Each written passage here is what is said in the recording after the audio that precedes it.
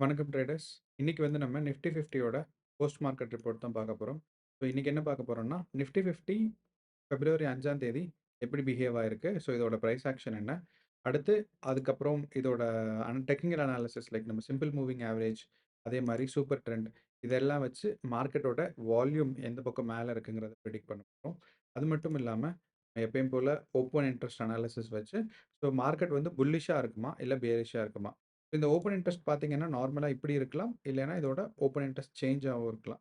இந்த open interest change 2யுமே analysis பண்ணி, market எந்த பக்கம் போகுதுங்கிறத சொல்லப் போறோம்.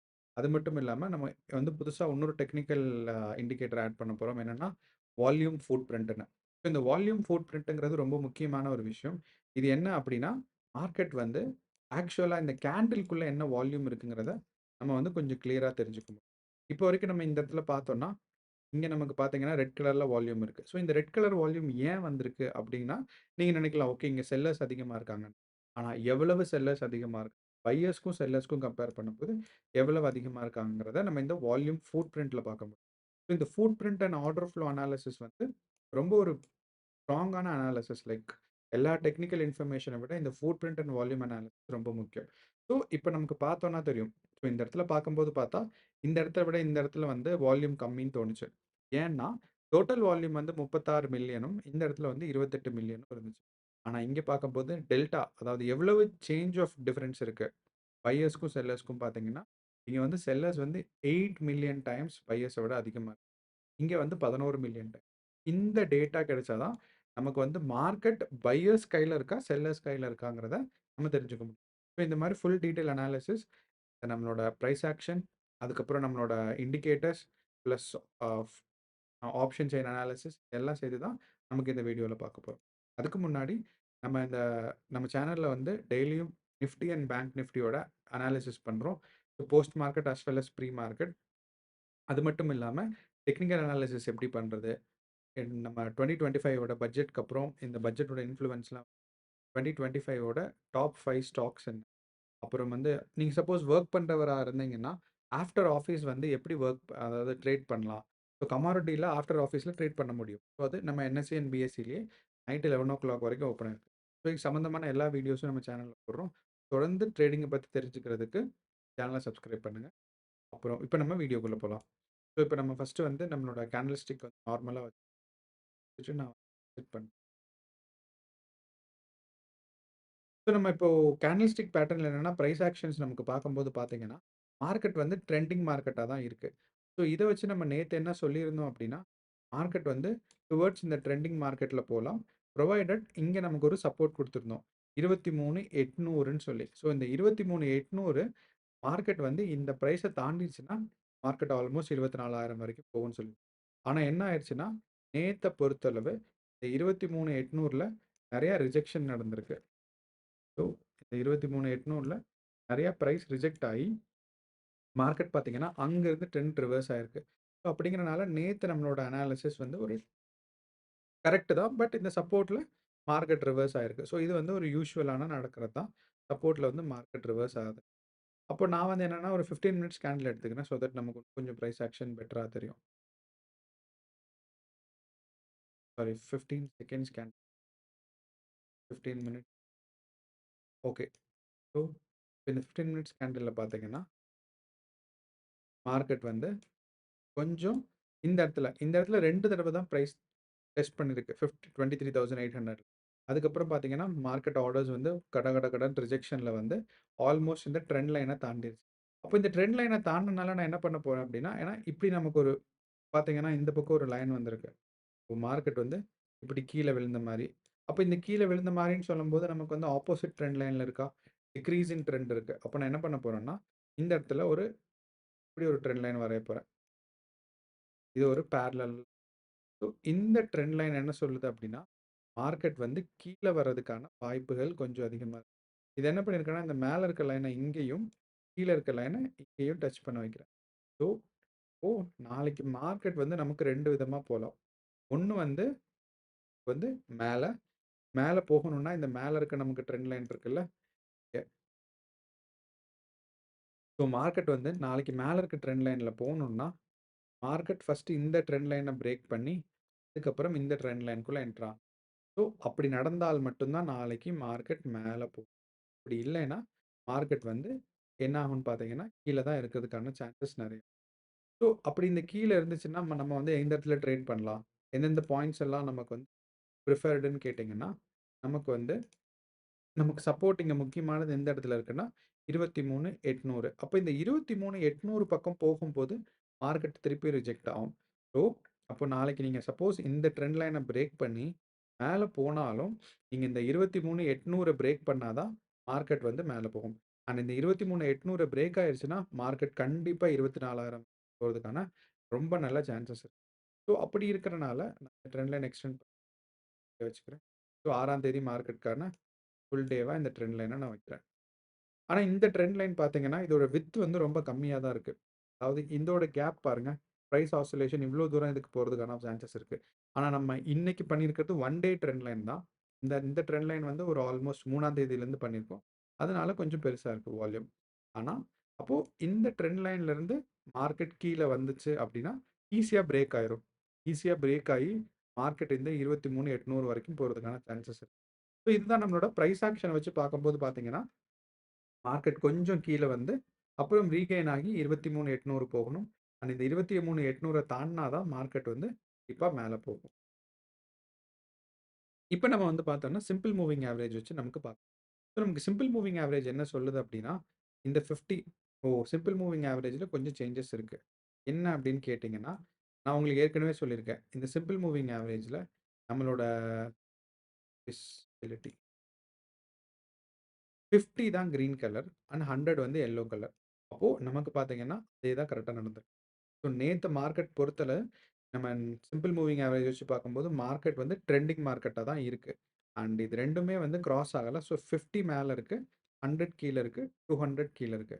ஸோ இப்படிங்கும்போது, நாளைக்கு மார்க்கெட் கொஞ்சம் இந்த பிரைஸ 23,800 தாண்டுனால் கண்டிப்பா மார்க்கெட் வந்து மேல போறதுக்கான சான்சஸ் இருக்கு.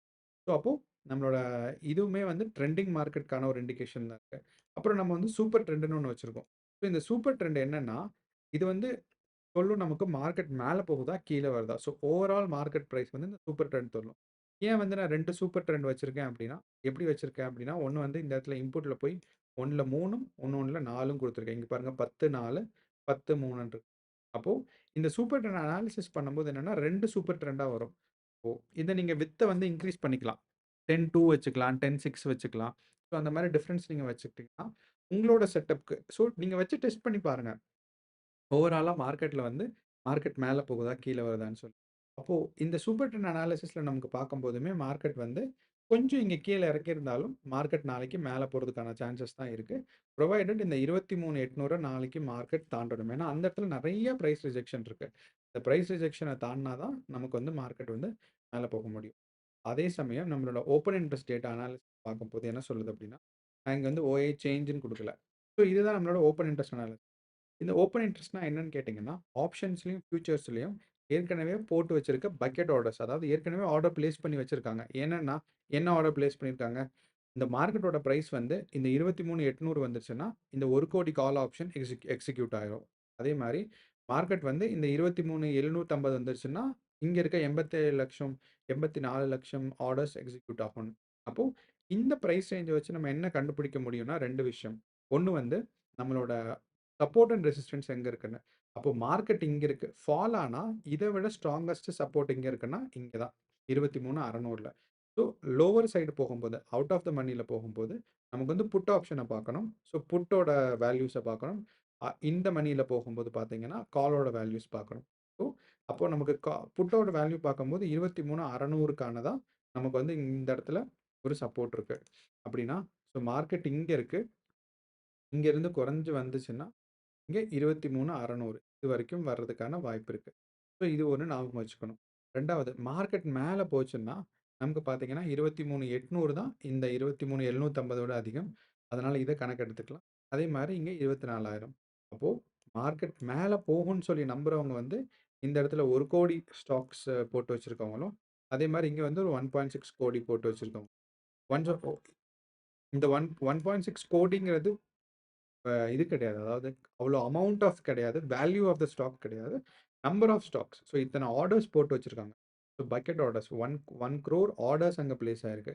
இந்த 1 crore orders options as well as ஃபியூச்சர்ஸையும் கம்பைன் ஆயி பிளேஸ் ஆயிருக்கு. வெறும் ஸ்பாட்ல மட்டும் கிடையாது. ஸோ இத நீங்க ஞாபகம் வச்சுக்கணும். அப்போ இப்ப நம்ம ஓஏ சேஞ்ச் பார்க்கலாம். இந்த ஓஏ சேஞ்ச்ல என்ன முக்கியமானத நம்ம கவனிக்க வேண்டியது இருக்கு. இங்க பார்த்தீங்கன்னா, இந்த இடத்துல சேஞ்ச் எவ்வளோ இருக்கு அப்படின்னு பார்த்தீங்கன்னா, 54,00,000. ஸோ இங்க -57 நமக்கு போட்டிருக்கு பாருங்க கால் ஆப்ஷன். ஸோ இந்த 54,00,000 ரொம்ப சிக்னிஃபிகன்ட் அமௌண்ட். ஏன் அப்படின்னு என்ன கேட்டீங்கன்னா, எவ்வளோ எவ்வளோ மார்க்கெட் குறையுதோ, அவ்வளோ அவ்வளோ மார்க்கெட் மேல போகும்னு அர்த்தம். எப்போ வந்து கால் ஆப்ஷனோட இந்த சேஞ்சஸ் வந்து அதிகமா இருக்கோ, அப்போ வந்து மார்க்கெட் போகுது. ஸோ அப்ப நமக்கு பார்க்கும்போது 1.8 crore லேருந்து 50னா ஆல்மோஸ்ட் 30% டிக்ரீஸ் இருக்கு. ஸோ நமக்கு இந்த பார் இந்த இடத்துல 23,800 வந்துருச்சுன்னா, மார்க்கெட் 30% கண்டிப்பாக மேல போகும்னு அர்த்தம். அப்போ இங்க பார்த்தாலும் அதே மாரி தான். ஆல்மோஸ்ட் ஒரு 20%. ஸோ 2,00,00,000ல 50,00,000ன்னா இங்க பாருங்க 2.1 crores இருக்கு. Minus 52 crores. அப்படி 57, 52 lakhs அப்படின்னா, அதாவது ஒரு 25% வந்து மார்க்கெட் வந்து கீழ வருது. அதாவது சேஞ்சஸ் இருக்கு அப்படின்னா, மேல போகும்னு அர்த்தம். அப்போ இங்க அதிகமா இருக்கு சேஞ்ச் அப்படின்னா, மேல போகும். அண்ட் அட் த மனில பார்த்தீங்கன்னா, உங்களுக்கு சேஞ்ச் எவ்வளோ இருக்கு? எதோட சேஞ்ச் அதிகமா இருக்குன்னா, நமக்கு புட் ஆப்ஷனோட சேஞ்ச் தான் அதிகமா இருக்கு. அப்போ இந்த அட் த மனிலருந்து நாளைக்கு மார்க்கெட் கேப் டவுனா ஓப்பன் ஆகுறதுக்கான வாய்ப்புகள் நெறையா இருக்கு. ஏன்னா, இந்த அட் த மனில பார்த்தீங்கன்னா, இந்த புட் ஆப்ஷனும், கால் ஆப்ஷனும் டிஃபரன்ஸ் இருக்கு. இப்போ ஃபார் எக்ஸாம்பிள் நேத்து நம்ம போய் பார்த்தோம் அப்படின்னா, ஏன்னா வந்து ஓஏ சேஞ்ச் குடுக்குதா? ஓகே. நேத்துக்கு வந்து நம்ம ஓஏ சேஞ்ச் பார்க்க முடியாது. இன்னைக்கான சேஞ்சஸ் மட்டும் தான் ஓஏ சேஞ்சா நமக்கு பார்க்க முடியும்.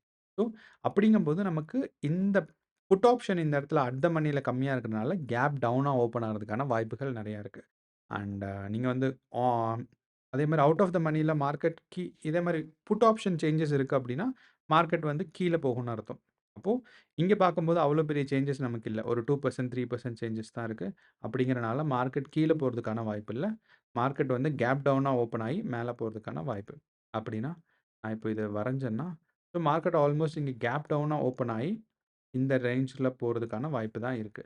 ஸோ இதுதான் நம்மளோட நம்மளோட அனாலிசிஸ் அண்ட் நம்மளோட ஓப்பன் செயின் அனாலிசிஸ் பார்த்தாலும், நம்மளோட ஃபுட் பிரிண்ட் பார்த்தாலும் என்னன்னா, பையர்ஸ் தான் ஆல்மோஸ்ட் கொஞ்சம் ஸ்ட்ராங்கா இருக்காங்க.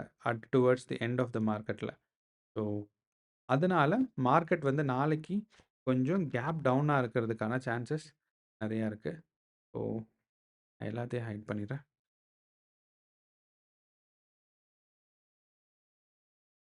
யாவது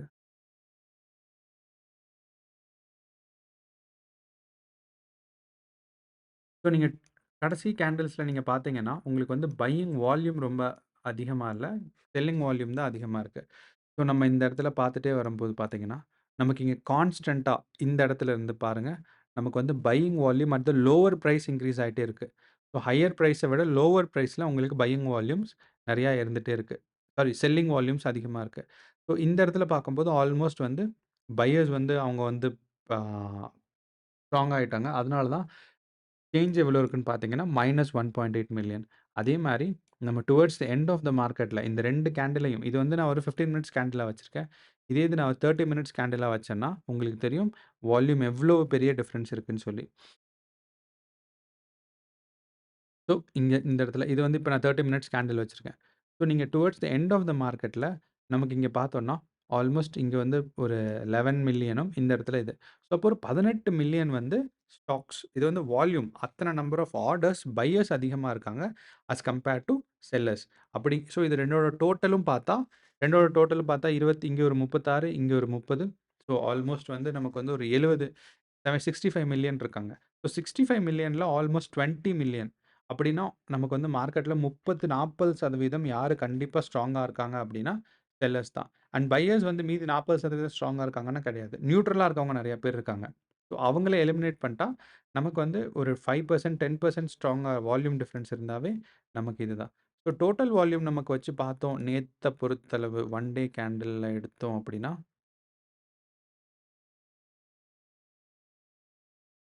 கொஞ்சம் லோட் ஆக டைம் ஆகுது. ஓகே. ஸோ நேத்த பொறுத்தளவு, நீங்க இங்க பார்த்தா தெரியும். ஸோ நேத்த பொறுத்தளவு நம்மளோட பையர்ஸ் அண்ட் செல்லர்ஸ டோட்டலா கம்பேர் பண்ணா, எவ்வளவு டிஃபரன்ஸ் இருக்காங்கன்னா, நம்மளோட செல்லர்ஸ் தான் கொஞ்சம் ஸ்ட்ராங்கா இருக்காங்க. என்னன்னா, 13 மில்லியன் ஆர்டர்ஸ் வந்து செல்லிங்ல நடந்திருக்கு. பையிங்க விட அதிகமா. ஸோ டோட்டல் நேத்தோட ஆர்டர்ஸ் வந்து பார்த்தீங்கன்னா, 5ஆம் தேதிக்கான 265 மில்லியன் ஆர்டர்ஸ் இருந்திருக்கு. அதுல வந்து செல்லர்ஸ் வந்து எவ்வளவு அதிகமா இருக்காங்க பையர்ஸ விட அப்டின்னா, நமக்கு வந்து 13 மில்லியன் அதிகமா இருக்காங்க. ஸோ அதிகம். டிஃபரன்ஸ் தான் சொல்றாங்க. அதான் இந்த டெல்டா வால்யூம்னு சொல்லுவாங்க. ஸோ இதெல்லாம் வச்சு நமக்கு பார்க்கும்போது பார்த்தா, நாளைக்கு மார்க்கெட் வந்து கொஞ்சம் கேப் டவுனா ஓப்பன் ஆயி, இந்த 23,800 இருக்கு பாருங்க. அந்த பிரைஸ் வரைக்கும் போறதுக்கான சான்சஸ் இருக்கு.